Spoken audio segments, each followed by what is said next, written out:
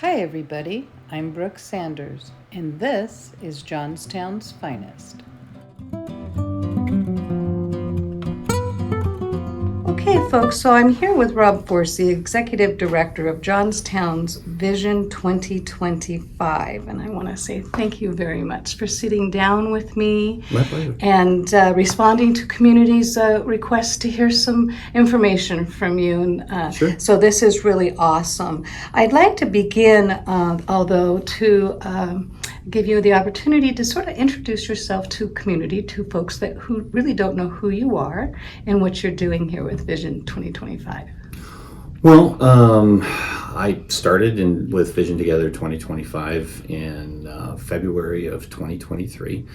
I previously to that was the newspaper publisher for the Tribune Democrat and also for the Cumberland Times News down in Cumberland, Maryland. I moved back to Johnstown in February of 2019. I am not originally from Johnstown because that seems to be one of the questions that people ask, but I'm from Clearfield County. I went to high school at West Branch High School, graduated from there, went to college at Duquesne University over in Pittsburgh. Spent quite a few years trying to get back home because there's a lot of things about central Pennsylvania I missed a lot. And that's one of the reasons why I think it's really helps me to do my job is I've seen other areas across the country and I know what we have here, and I know that the things that we're doing in this area and the opportunities we have in this area are really, really phenomenal. At one point I lived in Los Angeles and I was working for Enterprise Rent-A-Car, and when I was out there, stopped at a KFC in the morning or for lunch one day. And like most KFCs in the universe, it seems whatever I order from KFC, they have to cook it. And so I was standing at the counter and I'm looking around, and there's a couple of bullet holes in the ceiling, and the front window was covered with plywood, and there's a piece of police tape on the ground. And I turned to the teenager behind the counter and I said, "When was the drive-by?" And he said, "It was at 4:00 this morning." I said, "Was anybody hurt?" And he said, "Yeah, 2 guys were killed right out there in front of the window." And that was one of the times, and there's much more pleasant memories, obviously, I have, but that was one of the times when I sat back and I said, I don't want to live someplace where I have to be concerned about that type of stuff. I mean, here's a KFC, they had a drive-by early in the morning, and they were still open for lunch. And I don't believe that those murders actually made it into the paper even. So I knew LA wasn't for me. Yes, and I knew yes. a lot of the other metropolitan cities that I've lived in, they have similar stories, and I know that people come, very enamored with metropolitan life. I mean, they want to be where the hubbub and the newest and coolest is happening and stuff like that. I'm good with living someplace where I can look around, and when I go to Walmart on a Saturday to pick up my groceries, I run into 5 people that make my 1 hour trip be a 3 hour trip. So we're just going to jump right into it. One of the questions that we have is why are the vision meetings closed to the public? Well, I can say this is that prior to me coming on board, it seemed like they were having, in fact, our board meetings are closed to the public, but number one, we're not a public agency, so that makes a big difference in what we do. But we have, since I've come on board, had quarterly meetings that were open to the public every quarter. In fact, I think the last one was, I want to say it was at the end of March without looking at my calendar. And then I think the next one is going to be right at the beginning of June, I think is our kind of our next, target date for having that. And a lot of those quarterly meetings, I mean, we focus on what we're doing under the neighborhood partnership program, and then we focus on what we're doing under the community days, where we're doing like volunteer events and things like that, just to kind of make everybody aware of what everybody's working on. Then it also gives people an opportunity to kind of hook in, if they want to do stuff and they want to be a part of what's going on in various areas. We're never really, going there to recruit people, but more kind of to inform people of what we're working on.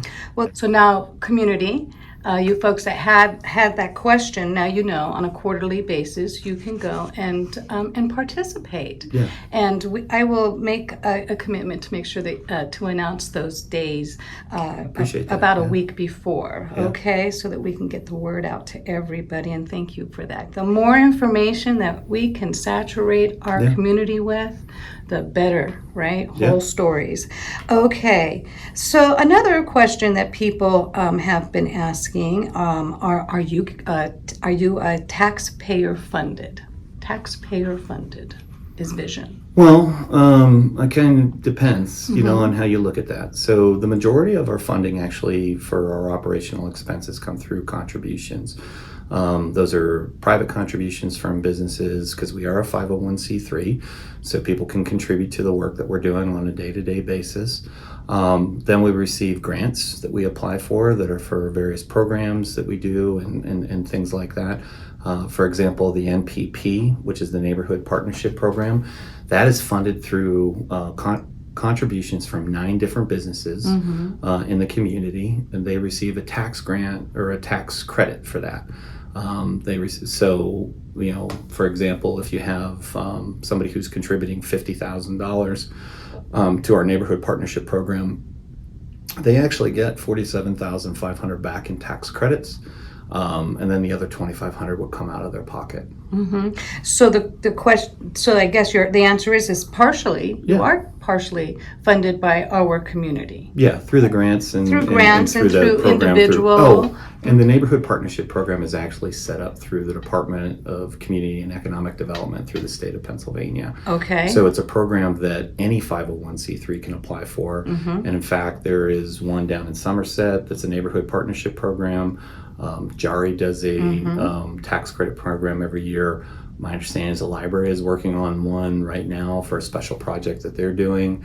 So, I mean, it's not just Vision, it's any 501c3 can apply for these programs. I'm going to be speaking to everybody. Yeah. Some folks have an idea that Vision is in control of the government grants here. Let's talk about that. It's funny because I've actually been approached by folks since I started in the position.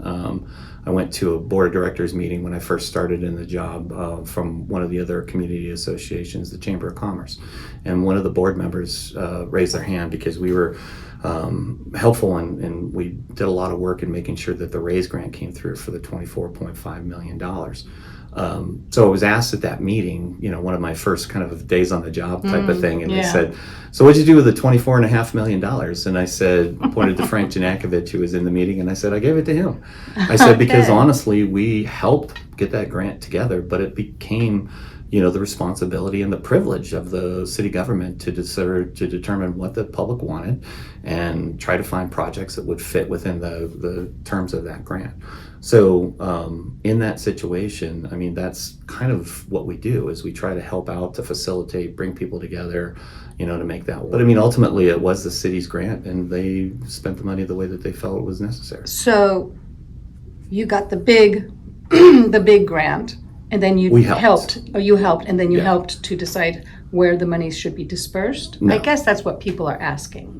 No, we didn't have anything to do with determining where they were going to. It really comes down to that was the money after it was awarded was the responsibility and the privilege of the city government to determine where it went. And so when we look at the big government grants, and the other part of that question that's kind of asked sometimes is, are we the secret government? I should probably point out that number one, there's only 3 of us. There's literally 3 full-time employees that are a part of Vision Together 2025. And when it comes down to it, I mean, I don't have any influence over City Hall. I don't have any influence over City Council. What about the board? What about your boards? That's really where people's questions lie, not so much with you. Well, so part of that becomes a question about what do they do when they're not on our board. Like when they're on our board, we don't bring in the mayor or the city council and say, hey, we want you to do this type of stuff. If somebody is into politics that's on our board, or somebody supports certain candidates or things like that, that's up to them. That's their private right as a United States citizen to take and and put their support behind whoever they feel is going to do the job the best way it's possible. I can't really influence anybody that's in city government. I give my opinion. We offer to help, like we did the tree planting and stuff like that over the weekend. The city could have said, we don't want any of that stuff on public property. And, we would have said, okay. Again, the question is, does Vision have control over the city council and other municipalities? People seem to think that. So can you please rest some minds at ease? We don't endorse any candidates for city council. We don't tell people to vote for people for city council. Nobody who works for city council, whether it's the mayor or any position in the city government, reports to me.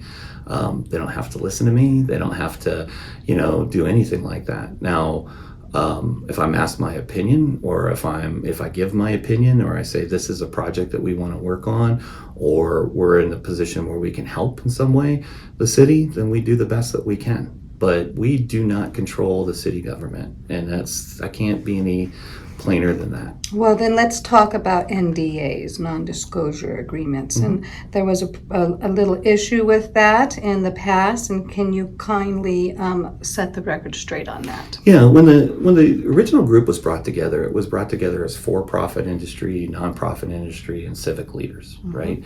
And the whole theory behind that is that you get those three different types of groups working together and things get done easier. There are grants that I can apply for that the city cannot, all right? For example, the tree grant that we're working under right now, the city couldn't apply for that. It had to be a 501c3 that did it.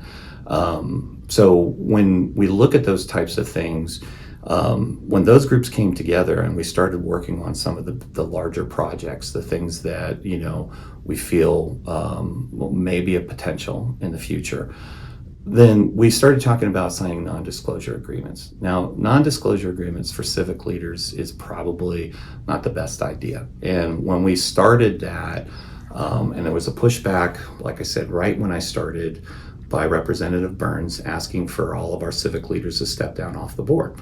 They chose to do so.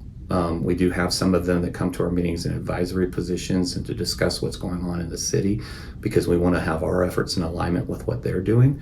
I said, but at the end of the day, those non-disclosure agreements are in place because there are certain things that we can't really talk about in the public until it's ready to happen. So, for example, you've been hearing about the market. Ideal Market shut down over by First Summit Arena a couple of years ago, and it's been a need that's happening in the city as we move forward with it. So the folks that have been involved with that project haven't disclosed who the owners are and stuff like that because it's not done yet. Ideally, we're going to see a market open up at the corner of Franklin and Main within this year, and it's going to provide the services for groceries and stuff like that. We are a part of that, but we're not talking about it because it's not done yet. It's going to be disappointing to everybody if the owners of that market or the people that are involved with that decide that they don't want to do it at the last minute. Yes, so that's one of the reasons. I understand. What I'm hearing you say, correct me if I'm wrong, is we don't want to do that again. We want to make sure we have concrete plans to give to folks so that they don't feel like the rug is constantly being pulled out from underneath them. That makes sense. That was the thought process behind the non-disclosure agreements. It wasn't to keep people away from finding out stuff. It's like, let's make sure we have something to talk about before we talk about it. So, is that done with now, the NDAs? There are no more NDAs at Vision. We don't have our board members sign them. We don't have our, obviously the legislators and the civic leaders are not on our board, so they don't have to worry about it anymore. It's really one of those situations where, we publicize things as we know that they're happening. All right, so the last kind of a hot topic that we're going to discuss before we start talking about all the really fabulous things that you folks are doing for our community is the Afghan refugee situation that happened. I think it was prior to you arriving. Yes. And it caused quite a stir in our community. There was a lot of exaggerated information out there and just not a whole lot of clarification. And so I would like for you to please talk to community right now and explain to them what this was all about. Sure. And how it ended. So back in 2020, we had the U.S. Census that came into the city, and they did their normal survey where they went from household to household to find out who, what, where was going on with things. That was also the beginning of the withdrawal from Afghanistan, almost in the same kind of time frame. We could go back and verify all of these things, but when you look at it, those things were happening. At the beginning of 2021, there were two significant events that happened at that time. The withdrawal of troops and the withdrawal of our allies from Afghanistan were happening to the tune that they were bringing 300,000 Afghani citizens who had been interpreters, who had been teachers, who had been politicians, doctors, college professors, everything that in Afghanistan that had kind of wanted to adopt democracy and make it a part of their nation. Once we started that withdrawal, they all saw the writing on the wall. And we saw what happened afterwards, where there were people that were hung by their necks until they were dead. In February of 21, we received the results from the census, which stated that we had lost another 33% of our population in the city of Johnstown. At the same time, if you remember back, there were images that were coming out of Afghanistan where mothers were taking their babies and handing them to Marine guards to try to get them on the plane, to get them out of Afghanistan. Mm-hmm. And so those two things happened in a fairly close time frame. And one thing led to another, and I don't know which one happened exactly first. I could go back and do my research to find out which one, happened exactly first. If it's necessary, if folks want to have those hard facts, we can do that later. So those two things happened at the beginning of 21. And so somebody on our board, and I truthfully don't remember who it was at the time, but there's a lot of vets that work for our companies in town and are involved with our community. In fact, I believe that Johnstown has a higher percentage of veteran population. It's like 17% from the national average, which is like a 3 or 4%. And somebody said, okay, these are the folks that helped us. What if we could, bring some of those folks here that would When you mean helped us, they were the interpreters, they were the guides, helping they were our the folks troops that were on helping the our ground, troops in the ground in Afghanistan. And making sure that they weren't going to get harmed. Correct. And so the process was brought up, and they said, well, we could probably absorb some of these families to bring them into the city. Here we are, our population's diminished by over 10,000 people. So if we brought in like 400 or 500 families, maybe this would make some sense. And so at the time, Mike Tedesco, who was the former executive director, was given the task to explore this. And he started to reach out to the federal government and find out what was going on, kind of try to, figure out what we needed to have in place, what requirements we would have to have as a city, things like that. Move forward as you go forward. In November of 2021, Ethan Imhoff, who was a previous member of our board, actually went on the record at a public meeting that he was at PennDOT, talking about this program and talking about how it had kind of started at this lofty goal of like 500 or 600 families, and then as it went down, just like my kids' Christmas list, it starts at a jet airplane, and by the time you get to the end of it, they get new sneakers, and so we started with like 500-600 families, and by the time that we got down to November of 21, we were looking at maybe 10 families. And the thought process behind this again was looking at it through the eyes of what do we need as a community. Yes, we need more population, but we also needed at that time doctors and engineers and teachers and nurses and things like that, things that even today we could use some more of.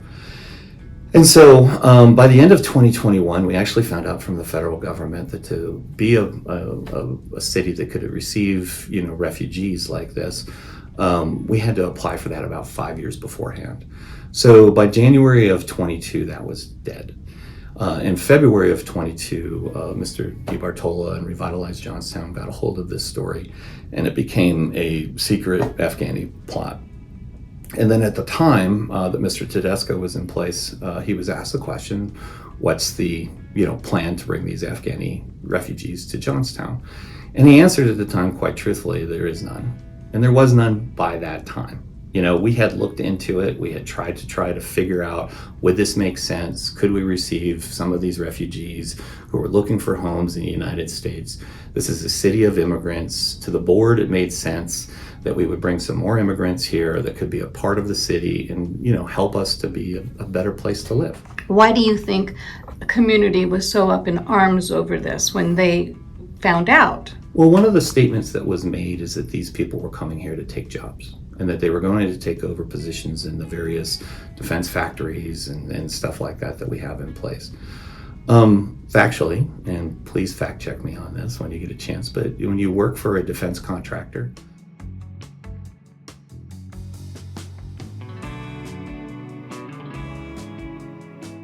you have to be a United States citizen. So that's factually untrue to begin with. I think that this became a bigger issue because it became a political issue. At that point, I believe that's when the redistricting was happening within the community. And because of that, Representative Burns got a hold of the facts or the statement as he knew it. He put it out there that we had a secret Afghani plot to bring in 10,000 citizens, which was patently untrue. And it was also one of those situations where it made good political fodder for that year. One fact that I would point out to everybody, there's 0 Afghani refugees who came here after this program has been in place. It's a leaked fact-finding mission. Yeah. And then it just got exploded. Yeah, and it became something that it never was meant to be. It was never meant to be something that was being, forced on the city. There were stories about we were going to use public housing for this. That wasn't true. Mr. DiBartolo interviewed a gentleman that supposedly was supposed to be providing all of the housing for these Afghani refugees. That wasn't true. He said it on film. It's just one of those things where I think that it got blown out of proportion. And quite frankly, there are continued to be folks who have moved here from outside of the country. We have nothing to do with it, but I've been made aware of Ukrainian refugees who have come here. There are folks that come from outside of the city or outside of the country all the time. In fact, the owners of the new market that's going to be downtown are from outside of the country originally. So, it's one of those things where I think that Johnstown as a whole should, open our arms, and we should welcome people who can be beneficial to our city. And instead of us looking like we don't want people to come here, we should look at it from that viewpoint. Will Vision ever be a part of a program like that again, or will we ever do anything like this again? I don't know. Honestly, I'm not going to look this camera or the folks that are watching this in the eye today and say absolutely not. But I'm also not looking for something like that because there's plenty of stuff to do right now that we've got our focus on. I can tell you it's not a focus of Vision right now. It's not a focus for us to try to go out and find. It never was a focus for us to go out and try to find 10,000 people to move here. It was more along the lines of, here's refugees. They helped us. They were there for us in Afghanistan. If we've got the room for them, and if they want to move to Johnstown, let's invite them. Okay. So yesterday I was with you doing the tree planting. That was a whole lot of fun.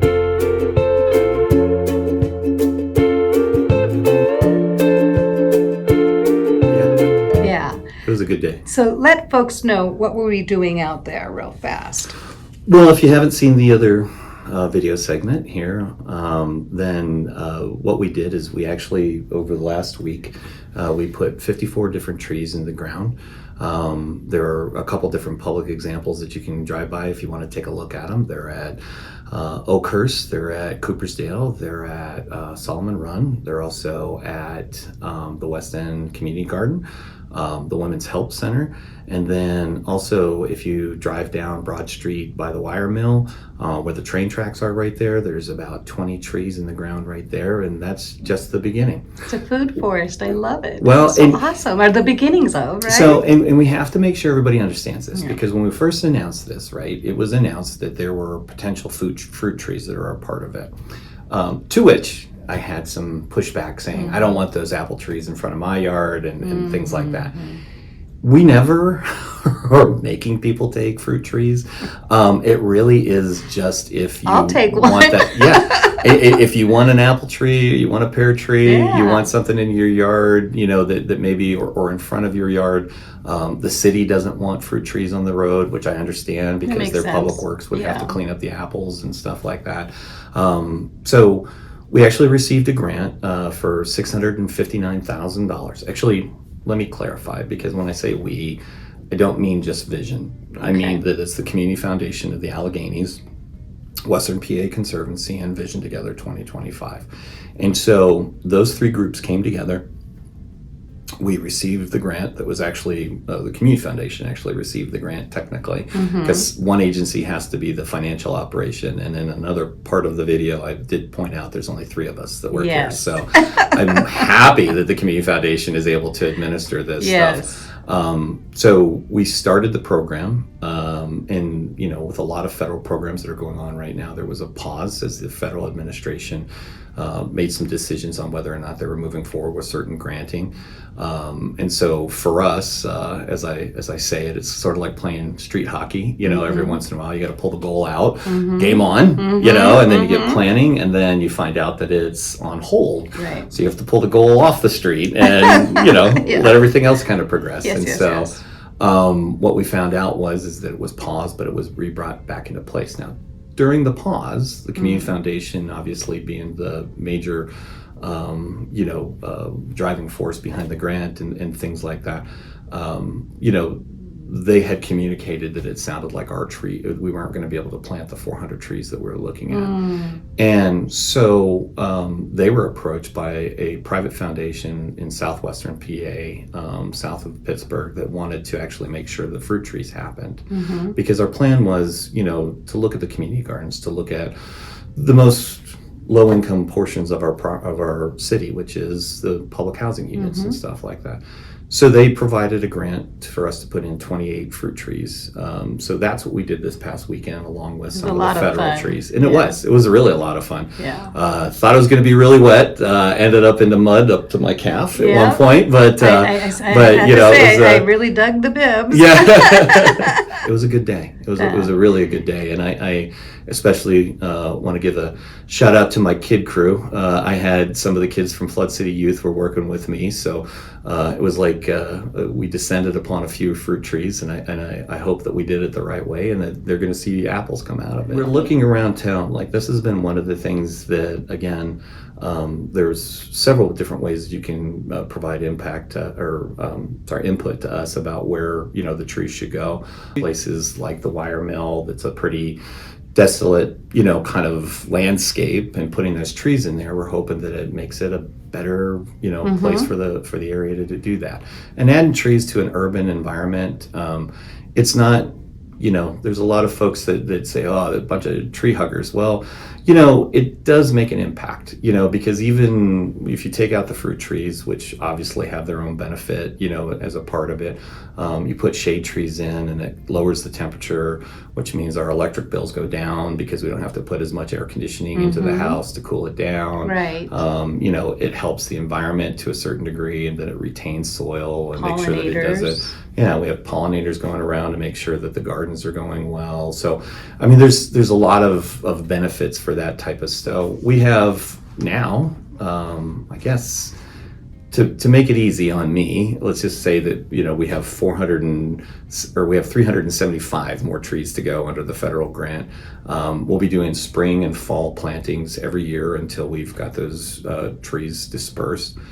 We had a huge turnout.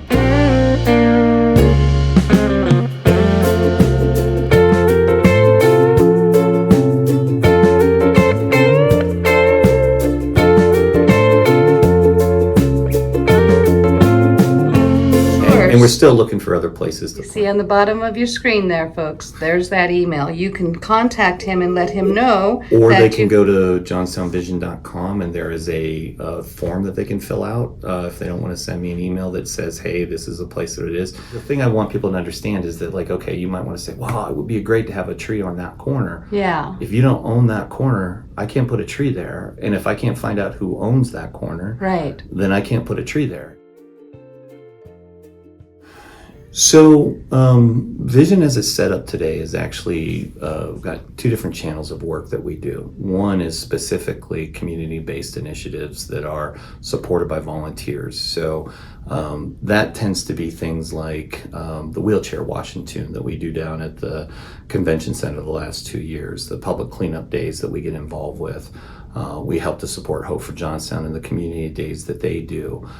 We are doing I Have a Dream career fairs right now, which help to give kids a vision of, what you could have and how your life could be affected if you concentrated on business, or on not business but on jobs, in the future and stuff like that. And that's just one side of the story. Right. The other side of the story is really been defined by our neighborhood partnership program. And that neighborhood partnership program, as I alluded to before, is funded by 9 different companies in the area who have contributed $500,000 a year over 6 years. So it's a $3 million total project. And under that $3 million project, there are various aspects of it, okay? So there's some things that are really exciting and things that are not so exciting. So for example, we hired a Main Street manager, Jill Cashdollar, who's going to help to the businesses downtown or the businesses throughout the city to really kind of, get facade grants and to help them to, look at ways that they can improve, their business and make sure that they're getting their questions answered for things like permits and how do I do this? How do I do that? That's really her job is to kind of do that. And that position didn't exist. In fact, in most cities, that position is paid for through a tax that is charged to the people. So since we've done this through the tax contributor program, we don't tax anybody for this as far as it goes. It would be in addition to, it would be called a bid tax if people want to take a look at it. So community's taxpayer money is Correct. not paying for her. No, what's paying for her is the contributors that have done that. The second aspect of the program the second, third, and fourth aspect of the program are grants. We have a home repair grant that was in the budgets for the governor for the last couple of years and has not been for this year. And who knows if it's going to be in the future or not. But that helps people to repair their houses if they have major issues like the furnace goes out. We had a single mom of 3 during Christmas that we were able to get her furnace up and working within 24 hours. And it's one of the best things that I think we could have done with that money. We've repaired roofs. We've helped people put, new gutters on their houses, things like that are going to help the average citizen out. Actually, the average low to middle income citizen is able to apply for those grants. The second grant that we have is what we call a facade grant. And that facade grant is the front of any business in the city of Johnstown can apply for it. It's a $5,000 grant that allows... So not just downtown? No, it could be anywhere in the city. And in fact, Babos Motors has received one. O'Shea's Candy has received one. Those are not downtown. There have been some businesses downtown that have been a part of it.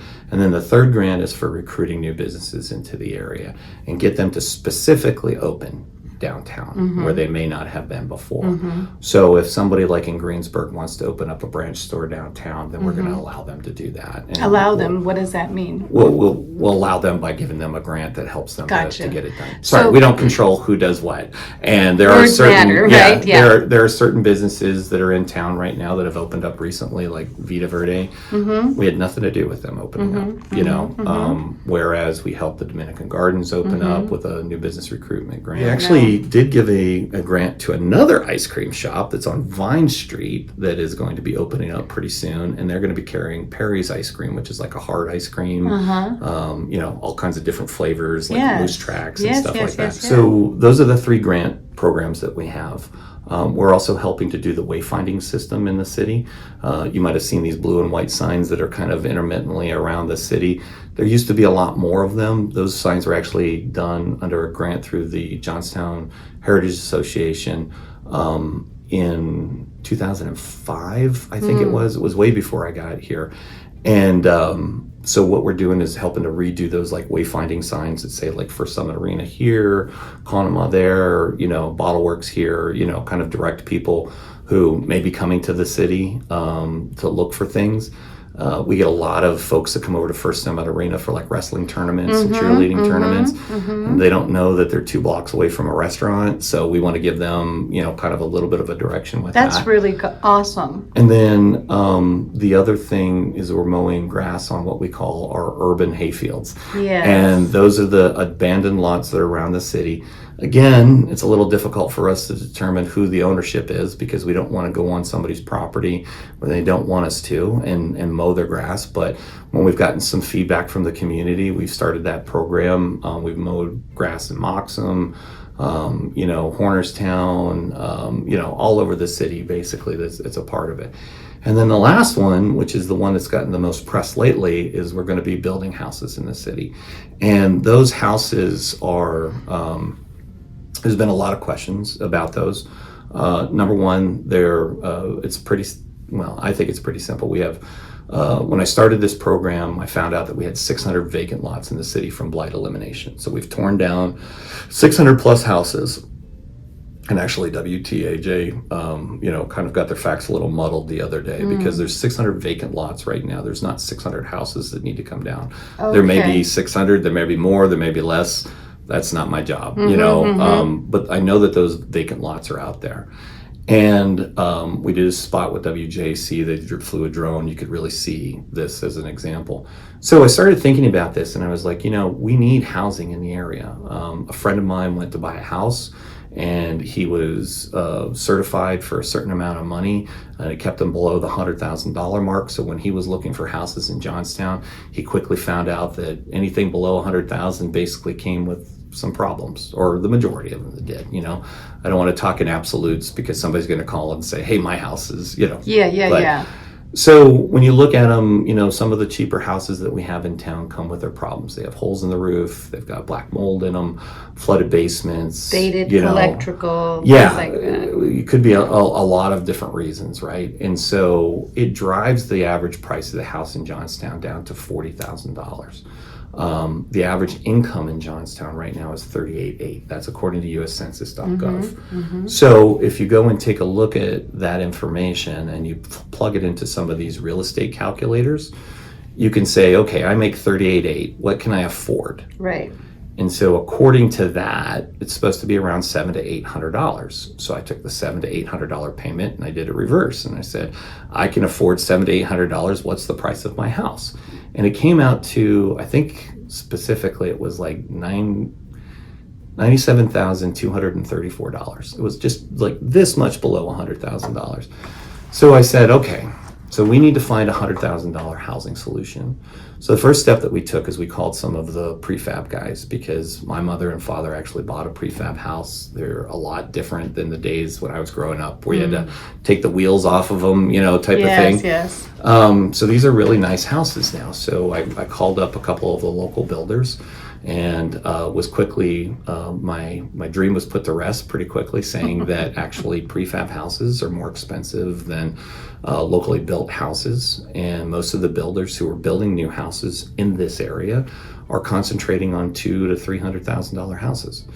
And I don't really think that that's what we need downtown. I mean, maybe someday somebody will buy a $200,000 house downtown Johnstown, but for now we have to start where it's affordable, where we have to keep it in alignment with what we know as our average income is and things like that.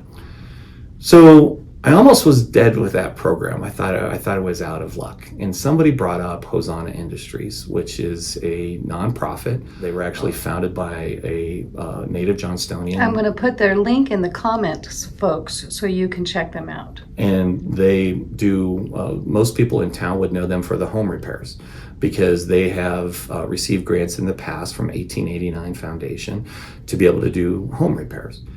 So we started a discussion with Hosanna and found out that they could do a 2, 3, or 4 bedroom house.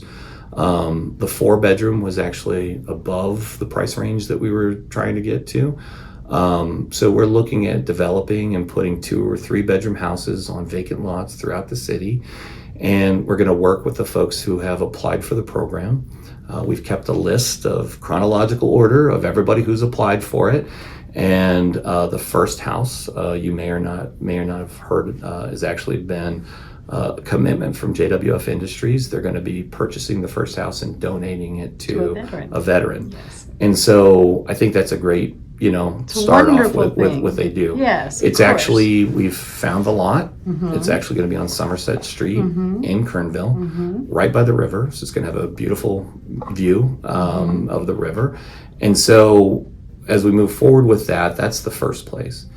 But the first house, the way that we're working this is that the first house will be like $100,000 to $110,000. JWF will give me a check for the amount that they give, and then we take that money that JWF pays us back and we reinvest it in the program. Okay? Got it. So the first year we build one house, but the second year, since we have $100,000 from our program and the $100,000 from JWF, we'll be able to do 2 houses. Right. And then the third year, 3 houses, the fourth year, 4 houses, the fifth year, 5 houses, and the sixth year, 6 houses. And then what about the homes that we have here that are just stunning, that need some refurbishing, that wouldn't take $97,000 to fix? So right now we're working on trying to figure out a way to do that. Okay. And as we work through the process, we run into, like we were talking about with the Afghanis, it's more of an exploratory thing that we're trying to make sure that we're on, Gotcha. on the so baseline. Folks, understand that what we're talking about now is a possibility, is what we're talking about. So don't take this as faith. Right. And so the problem with doing that from the beginning, as some people had said, is instead of building houses, why don't you just fix these houses? Is because you and I, and especially me, I can't speak for you, but especially me, when I go up to a house, I have no idea what it's going to cost to make that house better. Like it may be. I used to be a flipper. Yeah. So you have definitely a better idea than I do. But when you look at a house and you're trying to determine what's what's it going to take to remodel this house, to bring it into code alignment, to make sure that there's no sewer lateral issues or any of those other things that we deal with within the city, that's a huge question mark. And so we're taking it step by step to try to make sure that we're doing the right thing with this.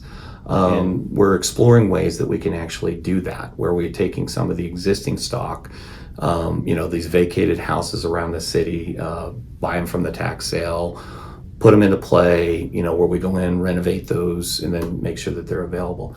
I can tell you this, that having been walking around the city, especially since I started this job, some of these houses are just not savable. It's trying to determine the ones that are worth salvaging, and that's the tough part, right? Yeah, and so there's a lot of questions. So now, when we say that we're exploring this, that's one of the reasons is I have to find experts beyond me that are going to be able to tell me, yes, this house is salvageable, or no, this house is not.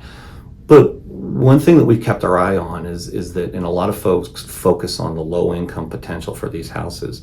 These houses are not necessarily for low income folks. They can be for anybody that wants to purchase them. They're not being funded by us. I mean, we expect to show up at closing and receive a check just like anybody that's selling their house would. And where that financing is done is up to folks. Since we've announced the program, we found out that they're actually re-implementing a first-time home buyers program over at City Hall, which will provide people, if they go through a HUD certified course and they are low income, they can get up to $20,000 grant through this program, and that can cover closing costs and down payment, for the home as they go forward to it. But look at the 2 types of houses that we're talking about. A 1-story ranch is really conducive to a first-time home buyer, but it's also conducive to somebody who's a retiree. And they want to start looking at things like, I want a ranch. I don't want to walk up 3 stories of house. I don't want to mow a half acre of grass. I want to have something that's a little bit more maintenance free. And then a first-time home buyer, like a kid that's graduating from college today, they can't walk into a $300,000 mortgage. And that means that they're probably going to be more mobile. We want these folks to come here, invest in Johnstown, be a part of Johnstown, pick up a house that they can pay $700 to $800 a month in their mortgage payment for, and then find themselves, being able to walk in, put their keys down, and start surfing the web. That, my dear, is called the American dream. Yeah. And yes, and it's so non-existent in so many of our areas in our country right now. So to be able to provide that here in Johnstown, Pennsylvania, would be brilliant. So I'm going to follow this very closely because I think it's a very positive thing for our community in the long run. And our goal right now is to build the first house the first or second week in July. You know, we've got everything on pace for that right now. I know that JWF is still receiving applications for the vets that want to take advantage of that first house. The normal process will be to actually talk to the buyer 3 to 4 months prior to the actual building of the house. So we can find out things like, what color do you want the roof? What color do you want the siding? What color do you want the cabinets? Or if they're in a wheelchair.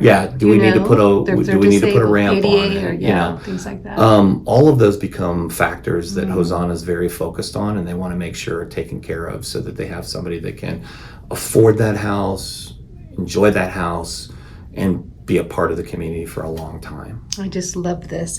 So do you have any idea when you're going to be breaking ground for the first home? Well, the first week in July. First week in July. Yeah. Beautiful. That's the plan. Now, just like all good plans, I mean, it could be the second week in July if everybody takes the 4th of July off. That's true. It's actually really an interesting program, and they, if anybody would like to take a look at how they do it, there's actually a video out there. I'm going to put the link in the comments so folks can see it. What Hosanna calls their blitz build. Yeah, that's what you showed me. Yeah. And the blitz build could be up to, it could be as short as 5 days, but it's really going to depend upon the community support, the number of volunteers that show up, there the will folks be that want to be plenty, a I'm part sure. of it. Yes, for sure. I really feel like it. I mean, and I know I'll be there with the bib overalls on. Look at how many wonderful people who came out just to plant trees yesterday. Yeah. So, most assuredly, this is very exciting. Well, folks, I think that we answered a whole lot of questions that have been burning in our community, and I really hope that you got the answers. And if you didn't and you need a little more explaining, go ahead and pop them into the comments. Make sure you keep them friendly, but I feel like we really put a button on a lot of these hot topics. Great. Alrighty, folks. Till I see you next time. Stay friendly. Thanks. Bye-bye.